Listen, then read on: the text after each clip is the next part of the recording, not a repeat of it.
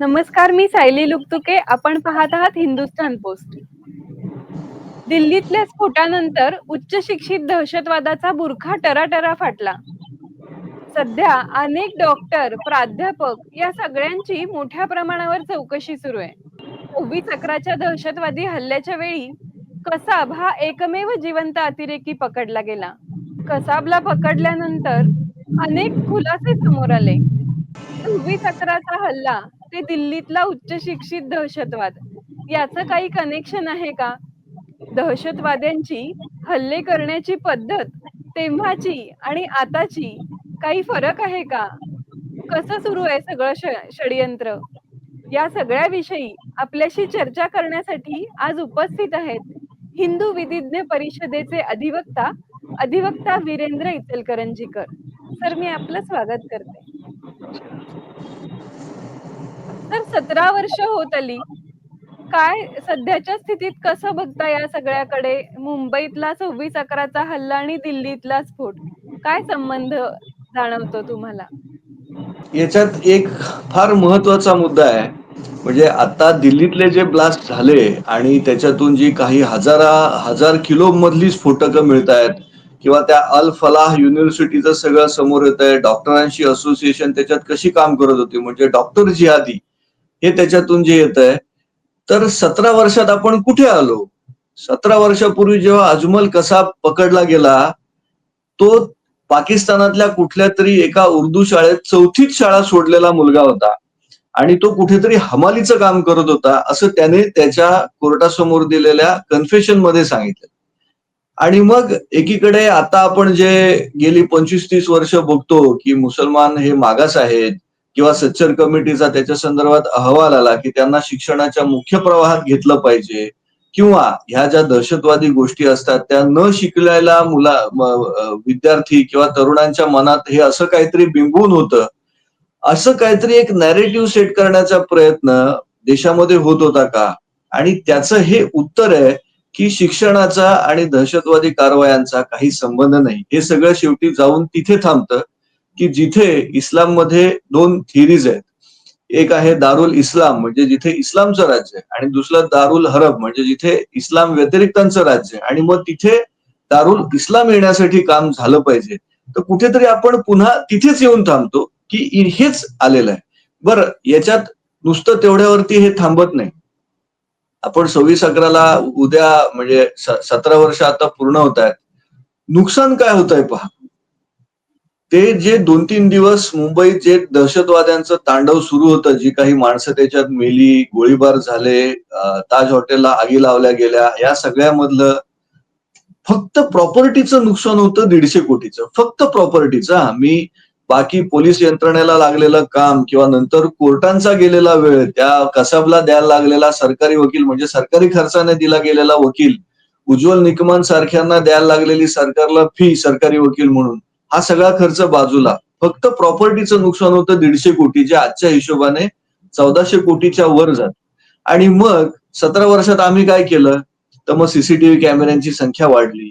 मग national investigation agency सारखी एक मोठी यंत्रणा देशात स्थापित झाली. कायदे बदलले.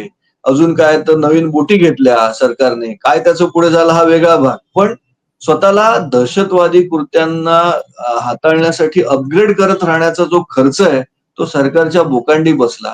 ही एक गंभीर गोष्ट आहे.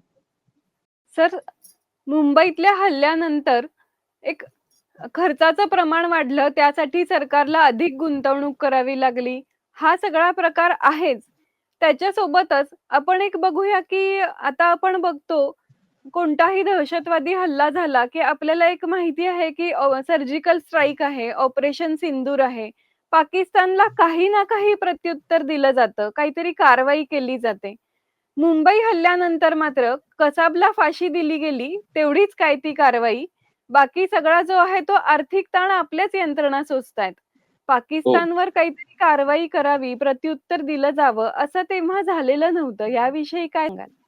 खूप गंभीर गोष्ट आहे ही. आताच काही दिवसांपूर्वी पी चिदंबरमनी कबूल केलं की जेव्हा 26/11 झालं आणि सुशील कुमार शिंदे तेव्हा गृहमंत्री होते, त्यांनी राजीनामा दिला. तर त्याच्यानंतर आमची इच्छा होती ते म्हणालेले, की काहीतरी कारवाई करायची. पण मग अमेरिकेचा दबाव होता आणि वगैरे, वगैरे त्याच्या बऱ्याच बातम्या आहेत. पण काँग्रेसने काही केलं नाही ही एवढीच गोष्ट नाहीये. तर 2019 पर्यंत म्हणजे मला आठवतं माझंच पहिलं ट्वीट होतं त्या विषयावरचं आणि माझंच एक पत्र होतं. पाकिस्तानला मोस्ट फेवर्ड नेशन हा दर्जा भारताने 2019 पर्यंत ठेवलेला. कदाचित आज तो बांगलादेशला आजही असणार आहे. कारण ती तशी यादी आज इंटरनेटवर उपलब्ध नाहीये, की कालपर्यंत कोण होते आणि मोस्ट फेवर्ड नेशन आत्ता कोण आहेत. अशी डिटेल्ड यादी त्याच्यावरती उपलब्ध नाहीये. पण पाकिस्तानचा मोस्ट फेवर्ड नेशनचा दर्जा तसाच होता. आपण ऑपरेशन सिंदूरची गोष्ट करतो, पण काय हे पुरेसं आहे? हा प्रश्न आपण विचारायला पाहिजे. म्हणजे आपण फक्त जरा काही हिंदू जर बघितलं तर हा उत्सवप्रिय माणूस आहे. ऑपरेशन सिंदूर झालं आम्ही खुश. पाकिस्तानला वर्ल्ड कपमध्ये हरवलं क्रिकेटच्या आम्ही खुश. कुठेतरी त्यांचं एक विमान पडलं आम्ही खुश. हे असं पुरणार आहे का? मी 2 उदाहरणं सांगतो. ही 1973 ची घटना आहे. म्युनिचला जर्मनीच्या म्युनिचमध्ये ऑलिम्पिक होतं आणि ब्लॅक सप्टेंबर नावाच्या मुसलमान दहशतवादी संघटनेने त्या ऑलिम्पिकमध्ये खेळायला आलेल्या इस्रायली खेळाडूंना मारलं. काहीतरी 11 किंवा 13 जणांची हत्या तिथे झालेली. इस्रायलने वेचून ब्लॅक सप्टेंबरच्या लोकांना मारलं. त्यांचं कार्यालय उद्ध्वस्त केलं. म्हणजे ब्लॅक सप्टेंबर नावाच्या संघटनेचा नामोनिशाण इस्रायलने ठेवलं नाही. आता इस्रायल एवढंच म्हणजे महाराष्ट्रापेक्षा छोटा देश आहे खरा तो तसं बघितलं तर. भारताने हे केलं का? उत्तर नाही आहे. आपण अमेरिकेचं बघू. त्या ट्विन टॉवर्स वरती जो हल्ला झाला 9/11चा त्या त्या हल्ल्यानंतर अमेरिकेने थेट अफगाणिस्तान बरोबर युद्ध पुकारलं. ही एक पूर्ण मग लांबलचक गोष्ट आहे. त्या अबोटाबाद मधून त्या याला कसा उचलला आणि मग कसं त्याला मारलं पाकिस्तानमध्ये घुसून अमेरिकेने कशी कारवाई केली. या तुलनेत आपण बघतो तेव्हा ऑपरेशन सिंदूर ही म्हणजे कधीतरी क्वचित एखादी झालेली गोष्ट आहे का असं वाटतं आणि माझं तर म्हणणं असं आहे की आपण हेच असंच म्हणत राहायला पाहिजे. आता समजा आपण असं धरू की पाकिस्तानमध्ये गेल्या काही महिन्यांमध्ये भारतातल्या दहशतवाद्यांना सपोर्ट करणारे किंवा त्या कारवायांमध्ये असलेल्यांच्या हत्या झालेल्या आहेत. ते म्हणत असतील की भारतीयांनी केल्या, भारत सरकार त्याच्या मागे होतं. भारत सरकार म्हणणार ते आमचं काम नाही. हे चालू राहील. पण अशा गोष्टींनी हे पुरणार आहे का? कारण याचं एक महत्वाची गोष्ट अशी आहे की युद्धाचा एक सार्वत्रिक सिद्धांत आहे, की जेव्हा तुम्ही आक्रमण करता, तुम्ही हारलात तरी त्याच्या भूमीत युद्ध झालेलं असतं. शत्रूच्या भूमीत युद्ध झालेलं असतं. नुकसान त्याचं झालेलंच असतं. इथे पाकिस्तान असे कोणतरी पाठवतं. आम्ही त्याला प्रतिकार करत बसतो. त्या रिटॅलिएशन मध्ये आम्ही काहीतरी केलं, आम्ही जिंकलो, असं होऊच नाही शकत कारण शेवटी नुकसान आपलं झालेलंच असतं आणि जागतिक स्तर मी एक अजून थोडं वेगळं उदाहरण देतो. स्पेनचं उदाहरण देतो. हे 15व्या शतकातली गोष्ट आहे. अख्खा स्पेन इस्लाममय होत चाललेला मुसलमानांची संख्या खूप वाढलेली आणि तो संघर्ष ख्रिश्चनिटी विरुद्ध इस्लाम असा होता. शेवटी 15व्या शतकातल्या ख्रिश्चन सत्तेने सरळ सरळ फरमान काढलं की इस्लाम एक तर ख्रिश्चन व्हा नाही तर देश सोडून आणि मग पुन्हा तो देश ख्रिश्चन होत गेला. आता ते चूक बरोबर ते ख्रिश्चन आणि मुसलमान बघतील. हिंदू म्हणून आम्ही काय बघायचं? भारतीय नागरिक म्हणून आम्ही काय बघायचं? आम्ही फक्त संविधान डोक्यावर घेऊन बसणार आहोत का? कारण हे हल्ले होत आहेत. आता त्याला दिल्लीच्या हल्ल्यांना त्यांनी व्हाईट जिहाद असं नाव दिलं. कुठेतरी मीडियामध्ये ते येतं. का बाबा त्याला हिरवा जिहाद का नाही म्हणतात? हिरवा दहशतवाद का नाही म्हणतात? भगवा दहशतवाद ही संकल्पना चालवली जाते. हिरवा दहशतवाद म्हणायला भीती वाटते का? अशा मूलभूत भीती जेव्हा प्रत्येक भारतीय नागरिक उखडून काढील, ती कशाला? 1993चा ब्लास्ट झाला. ते टायगर मेनन आणि ते सगळं कुटुंब पाकिस्तानात पळून गेलं. मग तो याकूब मेनन आला. त्याला फाशीची शिक्षा झाली. 2015च्या बातम्या आज पण आहेत. त्याच्या फाशीनंतर त्याचा तो जो जनाजा किंवा त्याला जे कब्रस्तानात घेऊन गेलं, केवढ्या हजारोंच्या संख्येने तिथे माणसं होती. ती कशासाठी आलेली? दगड मारायला आलेली? निषेध करायला आलेली? नाही. ती त्यांच्या समर्थनार्थ आलेली. आता हे समर्थन जोपर्यंत दहशतवाद्यांना मिळत राहील भारतामध्ये, तोपर्यंत हे संपणार नाही. म्हणजे इथे भारतीय मुसलमानांचा एक फार मोठा रोल आहे असं मला वाटतं. भारतीय मुसलमान जेव्हा जागतिक स्तरावरती किंचाळून सांगतील, की माझ्यासाठी माझा बंधू पहिला हिंदू, मग इतर, हे जेव्हा भारतीय मुसलमान म्हणतील, तेव्हा कुठेतरी भारतामध्ये बदल व्हायला लागेल. नाही तर ह्या घटना सुरू राहतील. आमचे राज्यकर्ते अशी पाठीवर थाप मारून घेत राहतील, की बघा आम्ही हे केलं, बघा आम्ही ते केलं. आम्ही जनता पण वा वा वा आणि मग काय परत दरवेळेला एक ते फिडल वाजवायचं की काँग्रेसच्या काळात ते झालं नव्हतं, आता आम्ही ते केलं. काँग्रेसच्या काळात ते झालं नव्हतं, आता आम्ही अरे हो बाबा, तुमचं राज्य येऊन आता 10 वर्ष झाली. तुम्ही करा म्हणून तर आम्ही मतं देतोय. ते अजून करा, आम्ही अजून मतं देऊ. ही तर सरळ-सरळ गणिताची गोष्ट आहे. त्यामुळे ऑपरेशन सिंदूर किंवा अशा गोष्टी त्याच्या आधीचे जे सर्जिकल स्ट्राईक्स होते, यांनी हे संपणार आहे का? कारण परत बांगलादेशमधली परिस्थिती बिघडतेय. ज्या बांगलादेशला आपल्यामुळे स्वातंत्र्य मिळालं, तोच आता आपल्या विरोधात उभा आहे. या सगळ्या परिस्थितीत आपण कुठेतरी जागतिक स्तरावर एकटे पडतोय का हिंदू म्हणून? याचा अभ्यास भारतीयांनी करायला पाहिजे. सर, आपण आता कारवाईचा उल्लेख केला, की काही प्रमाणात कारवाई सुरू केली आहे, त्याचे आपण उत्सव साजरे करतो. पण एक बघायला गेलं तर कसाब, ते आत्ताचे उच्च शिक्षित दहशतवादी. दहशतवाद्यांच्या कारवायांची तीव्रता म्हणूया किंवा ग्राफ म्हणूया, हा वाढताच आहे का? या दोघा आतंकवाद्यांचा कसा संबंध जोडता येईल? नाही याच्यात याच्यात एक एक कुठेतरी एक अंधश्रद्धेत आपण आहोत का असं बघायला पाहिजे. तो मोहम्मद बिन कासिम भारतामध्ये पहिला इस्लामिक हल्ला भारतामध्ये राजा दाहिरच्या राज्यावरती जो झाला मला वाटतं 720 इसवी सन 720 किंवा काहीतरी. तर आपल्याकडे अशी काय परिस्थिती नाहीये की मध्ये दहशतवाद नव्हताच. म्हणजे आपण या दहशतवादाचे बळी 7व्या शतकापासून आहोत. हे जर आपण समजून घेतलं तर कुठेतरी आपण काय बदलायचं, कुठपासून बदलायचं. म्हणजे ज्या औरंगजेबाने संभाजीराजांना मारलं, शिवाजी राजांना ज्यांनी प्रचंड त्रास दिला, त्यांना आग्र्याला मारायचा प्रयत्न केला. त्या औरंगजेबाच्या नावचा रस्ता दिल्लीत हल्ली-हल्लीपर्यंत होता. आता तो बदलला. बरं त्या औरंगजेबाचं थडगं इथे केंद्रीय पुरातत्व खातं सांभाळतं. बरं त्याला काहीतरी असं बांधकामाचं महत्व आहे त्या थडग्याला असं पण नाही. पण गेल्या 10 वर्षात 12 लाख खर्च औरंगजेबाच्या थडग्यावर होतो. हे जे आहे म्हणजे आपण आपली मनोभूमिका कुठपासून बदलायला लागणार आहे, याचा अभ्यास करायला पाहिजे. नाहीतर आपण आकडेवारी कशी बघतो 10 वर्षात 2च ब्लास्ट झाले, 5च हल्ले झाले. असं नाहीये. हे सुरूच आहे आणि हिंदू हा त्याचं टार्गेट आहे. हे जर आपण बघणार तर कुठेतरी आपण बदलू लागणार. नाही तर आता एक वेगळा मुद्दा सांगतो. म्हणजे कायद्याने काय कारवाई होते?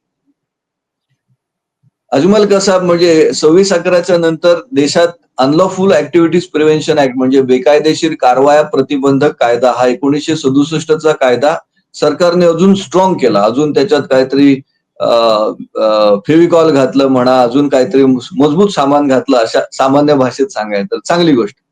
मग त्यांनी काय केलं, की राष्ट्रीय अन्वेषण यंत्रणा, नॅशनल इन्व्हेस्टिगेशन एजन्सी नावाची एक दुसरी एजन्सी बनवली आणि अशा राणा भीमदेवी थाटात घोषणा केल्या, की बघा आता आम्ही दहशतवादाचा पाडाव करू कारण आमच्याकडे एक वेल मेड डेडिकेटेड फोर्स आहे तो म्हणजे एनआय. आता ह्या एनआयचं कर्तृत्व काय होतं पहिल्या 5 वर्षातलं? तर गोव्यामध्ये जे मडगाव मधले ब्लास्ट झाले ती त्यांची पहिली केस. ज्याच्यामध्ये हिंदू आरोपी होते आणि कोर्टात हे सगळं एनआयचं षडयंत्र असं काही उघडं झालं, की कोर्टाने त्याच्यावर ताशेरे ओढले गोव्याच्या कोर्टाने आणि हायकोर्टाने तोच निकाल कायम ठेवला. म्हणजे NI was a failure then. पण त्यांचा उद्देश काय होता? हा परत प्रश्न आहे. एनआयचं दुसरं कर्तृत्व होतं मालेगाव 2006 चे जे ब्लास्ट होते, ज्याच्यामध्ये सीबीआय आणि एटीएसने चार्जशीट घातलेलं, ज्याच्यात त्यांनी काही मुसलमान आरोपींना म्हटलेलं, की हे यांनी त्या मशिदीत ब्लास्ट केले वगैरे अशी त्यांची थिअरी होती. म्हणजे आधी एटीएस तपास करतं, ती काही मुसलमानांना पकडतं. मग तपास सीबीआयकडे दिला जातो. सीबीआय म्हणते एटीएसने केलेला तपास बरोबर आहे. आता 2 एजन्सीज सांगतात. मग यांनी याच सरकारने काँग्रेसच्या ते एनआयकडे दिलं. एनआय म्हणते नाही, नाही त्याच्यात हिंदू दहशतवादी आहेत, हिंदू आरोपी आहेत आणि मग तिथून ते सॅफ्रॉन टेररिझमचं सुरू झालं.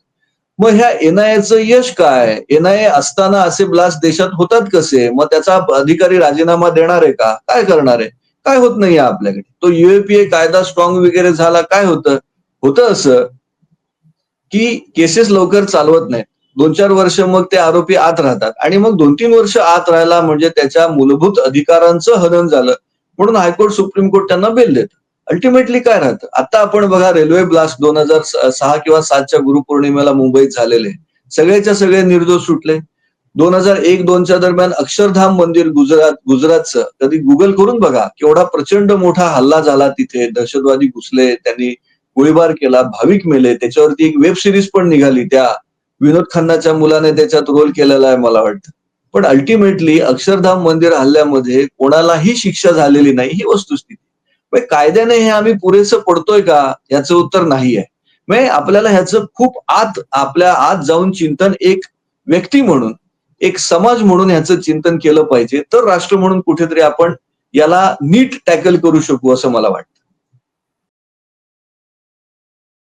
सर, आपण बघितलं मुंबई हल्ल्यानंतर ज्या उपाययोजना काढत गेलो, त्यातली महत्त्वाची उपाययोजना एन-आय-ए पुढच्या अनेक प्रकरणांमध्ये फेल गेली किंवा इतर जे खर्चिक उपाय काढले गेले, तर ते काही प्रमाणात आपण असं म्हणूया, की मुंबईत नाही, पण देशभरामध्ये वेगवेगळ्या ठिकाणी हल्ले होतच आहेत. मुंबईत त्यानंतर दहशतवादी हल्ला झाला नाही, हा त्यातला एक भाग झाला. तर मग मुंबईच्या या 26/11च्या हल्ल्यानंतर आपण शिकलो काय किंवा कमावलं काय आपण?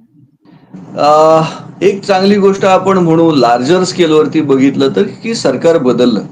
2014ला कुठेतरी त्या गोष्टींची रिएक्शन आली आणि ती कंटिन्यू आहे. आणि आज म्हणजे एक मजेची गोष्ट आहे, त्या जावेद अख्तरचा मुलगा काय त्याचं नाव फरहान अख्तर, त्याचा एक 120 काय नावाचा पिक्चर मी बातम्यांमध्ये बघितला. आता हा भारत-चीन युद्धावरचा भारतीयांची बाजू मांडणारा पिक्चर. म्हणजे कुठेतरी हा बदल सगळीकडे येतोय. देशभक्तीचे पिक्चर बॉलिवूड केव्हा काढतं? त्यांना लोकांना देशभक्ती शिकवायची असते म्हणून नाही काढत. I am sorry. ते एंटरटेनमेंट विकायला बसलेत. जेव्हा त्यांना हे लक्षात येतं, की देशातल्या लोकांना देशभक्तीचे पिक्चर बघायचे आहेत, तेव्हा तसे पिक्चर निघतात. म्हणजे लोकांना हे आता पाहिजे आहे, हा बदल हवा आहे, हे कुठेतरी, कुठेतरी चाललंय, सुरू झालंय. पण एवढ्यावरती समाधान मानायचंय का? हा प्रश्न आहे. सर, एक आपण बघितलं दहशतवादी हल्ल्यांचे स्वरूप बघितलं, यंत्रणा कशा काम करतात ते बघितलं. तर या सगळ्यामध्ये इथून पुढे जनतेच्या प्रतिक्रियेमध्ये अजून काय सुधारणा व्हायला हवी किंवा त्यांच्या दैनंदिन ह्याच्यात काय सुधारणा व्हायला हवी? आणि सरकारी स्तरावरती उपाययोजनांची गतिमानता वाढायला हवी का? जे करतोय ते अपुरं आहे ते दिसतच आहे. पण अजून काय सुधारणा करू शकतो दोन्ही स्तरावर? नाही, आपली अडचण अशी असते, की आता 26/11 झाल्यानंतर आमच्याकडे ते कॅन्डल मार्च निघाले. अ, हल्ली-हल्लीपर्यंत आता उद्या लागतो की नाही माहीत नाही. मुंबईला सीएसटी स्टेशनवरती एक फार सुंदर बोर्ड लागायचा. मग त्याच्यामध्ये त्या शहीदांना त्यांची आठवण आणि अमुक-तमुक असं सगळं. तर ही रिएक्शन नाहीये. रिएक्शनची एक वेगळी मजा सांगतो. म्हणजे आपल्याला समोरून शत्रूकडून शिकायला पाहिजे किंवा आपण हिंदूंनी शिकत राहायला पाहिजे. त्याचं एक वेगळं उदाहरण सांगतो. ते असं म्हणतात, की मुंबईत जेव्हा दंगल झाली बाबरी मशिदीच्या नंतरची, त्यावेळेला काही महाराष्ट्रातून काही ठिकाणाहून किंवा मुंबईतून दाऊद इब्राहिमला बांगड्या पाठवल्या गेल्या, असं ते म्हणतात.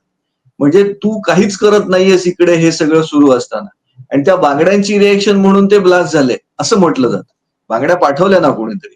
माझ्या माहितीतला एक माणूस आहे, ज्यांनी पार्लमेंटवरती जेव्हा हल्ला झालेला तो अफजल गुरु काश्मीरचा आणि ते सगळं एक जुनी फार भयंकर घटना होती ती. तर तेव्हा त्यांनी कोल्हापुरातून बांगड्या पाठवल्या राष्ट्रपतींना, की ह्या बांगड्या घाला आणि गप्प बसा. म्हणजे अशा स्वरूपाची रिएक्शन कुठेतरी यायला लागली ना, तर ती राज्यकर्त्यांना टोचते. जेव्हा राज्यकर्ता आणि लोकशाहीची एक मूलभूत गोष्ट आपण नेहमी समजून ठेवायला पाहिजे, की लोकशाही ही मतांच्या आधारावर चालते. जिथे मतं तिथे ती भूमिका. जर लोकांची भूमिका हार्डकोर हिंदुत्वाची असेल, प्रखर देशभक्तीची असेल, तर राजाला ती घ्यावीच लागेल. नाहीतर राजाला माहीत असेल, की आपल्याला जायला लागेल. मग मी आत्ताच्या सरकारबद्दल किंवा बीजेपी बद्दल हे म्हणत नाहीये. मी एक सार्वत्रिक भूमिका म्हणून सांगतो. का? तर कर्नाटकामध्ये काँग्रेस आता सिद्धरामय्याचं सरकार आहे. काय सुरू आहे आपण बघतो. म्हणजे तुम्ही जेव्हा निवडून देता, तेव्हा तो म्हणतो आपल्या भूमिकेला हा लोकाश्रय मिळाला. हीच भूमिका बरोबर आहे आणि तो ती भूमिका घेऊन पुढे जातो. त्यामुळे बरं आपली दुसरी अडचण अशी आहे, की आम्ही या देशाचे मालक 5 वर्षातून एकदा असतो, जेव्हा आम्ही मत द्यायला जातो. बरं त्याच्यात पण बऱ्याच 50 गोष्टींचे इश्यू आहेत. पण आता जी सोशल मीडियाची माध्यमं आहेत, आपण थेट एखाद्याला टॅग करून काही प्रश्न विचारू शकतो. अशा गोष्टी आपण करत राहायला पाहिजेत. आपण जागरूक राहिलं पाहिजे. आपण हे बघितलं पाहिजे, की कुठेतरी बेकायदेशीर व्यवहार होतायत का? कुठेतरी जसं आता मशिदींच्या बद्दल म्हटलं जातं. बांगलादेश आणि बंगालच्या बॉर्डरवरच्या मशिदी हे दहशतवादाचं एक हब होतं आणि तिथे काळा पैसा येतो आणि त्याच्यातून ह्या गोष्टी होतात. मग काळा पैसा इकडून कुठून जातोय का? अशा अनेक ठिकाणी आपण लक्ष देऊन राहिलं पाहिजे. सरकार काय ते करील म्हणजे साध्या भाषेत सांगायचं तर मोदी आणि अमित शहाना आम्ही निवडून दिलंय ना, तर ते सगळं बघतील. अरे ते काय-काय बघतील? आपल्याला पण 4 गोष्टी करायला पाहिजेत. तर कुठेतरी हे लवकर बदलेल. ही भूमिका आपण घ्यायला पाहिजे. सर नक्कीच. सरकारच्या दृष्टीने गतिमानता वाढायला हवी का? सरकारने अजून काय पावलं उचलायला हवीत याविषयी सांगा? सरकारने पावलं तर उचलायलाच हवीत आणि सरकार ती पावलं उचलत नसेल तर त्यांची जाहीर राजरोस निर्भत्सनाच व्हायला पाहिजे. याचं एक वेगळं उदाहरण मी सांगतो. आता आपण 93च्या ब्लास्टचं बोललो, त्या मेनन कुटुंबियांचं बोललो. आता कसं आहे पहा, टायगर मेमन आणि जे कोण 2-4 तो मोहम्मद डोसा, अमुक-तमुक जे काय असतील. केस कधीची 93ची. कित्येकांना शिक्षा झाल्या, कित्येकांच्या शिक्षा ते भोगतायत म्हणजे निकाल-बिकाल येऊन गेला, सगळं झालं. आत्ता कुठेतरी टायगर मेननच्या प्रॉपर्टीजचा लिलाव करण्याची प्रक्रिया आमच्या सरकारने सुरू केली. नोव्हेंबर 2025 तुम्ही गुगल करून बघा. आत्ता. पण मधल्या काळात काय करत होतात? या गोष्टींनी दहशत नाही बसत. दहशत हा दहशतवादी कृत्यांचा मुद्दा नाहीये. कायदा कशासाठी असतो? समाजाला वचक बसण्यासाठी असतो. जर तो तसा वापरला जात नसेल, तर काय होणार? आता आपण यूपीची गोष्ट बघू ना. यूपीमध्ये योगींनी ते दंगलखोर झाले की त्यांचं घर त्या जेसीबीने पाडायची मुव्हमेंट सुरू केली. बरोबर केली का? कायद्याच्या दृष्टीने बरोबर. पण कुठे ना कुठे आसामात ते सुरू झालं, काश्मीरमध्ये ते सुरू झालं, महाराष्ट्रात ते सुरू करण्याचा काही ठिकाणी निदान प्रयत्न तरी झाला. म्हणजे हा मेसेज द्यायला लागतो हे सरकारला कळलं. ही ही गोष्ट जी आहे, या गोष्टींसाठी आपण उभं राहायला पाहिजे. या गोष्टी घडल्या पाहिजेत. यासाठी सरकार कुठेतरी एखाद्या ठिकाणी होतं काय, आम्ही आमदारांना भेटतो, "साहेब ते आमच्या जरा नोकरीचं काय झालं? आम्हाला ते जरा आमच्या चाळीला किंवा आमच्या सोसायटीला जरा रंगवून द्याल का? जरा आम्हाला रस्ता पाहिजे." हा जो विकास आहे ना, ह्या विकासाची एक सिस्टम आहे. एक कलेक्टर बसलेला आहे, एक तहसीलदार आहे, एक तलाठी आहे. तो पैसे खात असेल, तो पैसे खात नसेल, तो काही काम करतो, काही नाही करत, थोडं करतो. पण ह्याच्यातून काही गोष्टी विकासाचं जे एक स्ट्रक्चर आहे, ह्याच्यातून सरकत राहतात. त्या होत राहतात. आमदाराला आम्ही विचारायला पाहिजे, "बाबा तू संसदेत, तू विधानसभेत खासदाराला, आमदाराला विचारायला पाहिजे, "तू ह्या विषयावर किती वेळेला बोललास? तू ह्याच्यावरती काय करणार आहेस?" हे प्रश्न जर आम्ही विचारणार नसू, तर ते तुम्हाला सोसायट्यांना रंग लावून देतील, तिथे रस्ता करून देतील. ते म्हणतात, "हां, ह्याच्यावरती मतं मिळतात. या बाकीच्या गोष्टींमध्ये मी का जावं?" या प्रश्नाकडे आपण बघायला पाहिजे. म्हणजे एक त्याचं वेगळं उदाहरण देतो. सुप्रीम कोर्टाचा तो उल्लेख आहे. मला वाटतं 2022 ची गोष्ट आहे ती. नुपूर शर्मा त्या दिल्लीच्या त्यांच्यावरती अनेक ठिकाणी एफ-आय-आर झाले. अ, तो मोठा गाजलेला इश्यू होता. आता नुपूर शर्मावर एफ-आय-आर झाले देशभरात अनेक ठिकाणी. तर त्या सुप्रीम कोर्टात गेल्या, की एकच गुन्हा जर असेल, तर त्याच्या 10 ठिकाणी केसेस कशा चालवणार? एकाच ठिकाणी चालली पाहिजे आणि कायदा तसं म्हणतो.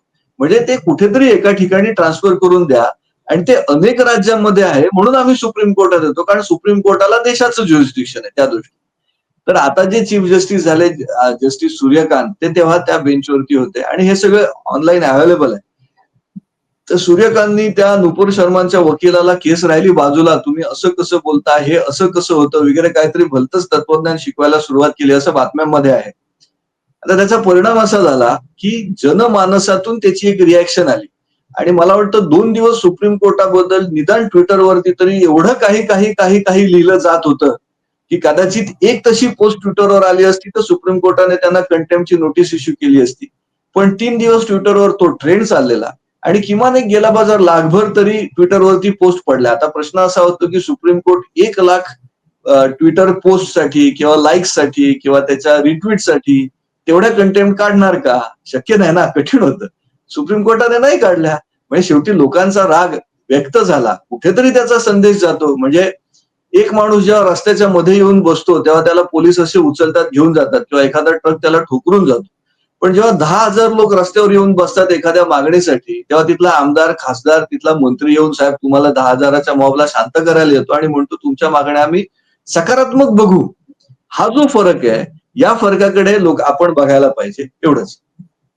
26/11 सारखे दहशतवादी हल्ले होतात. आता दिल्लीमध्ये उच्च शिक्षित आतंकवादी आक्रमणही होतात.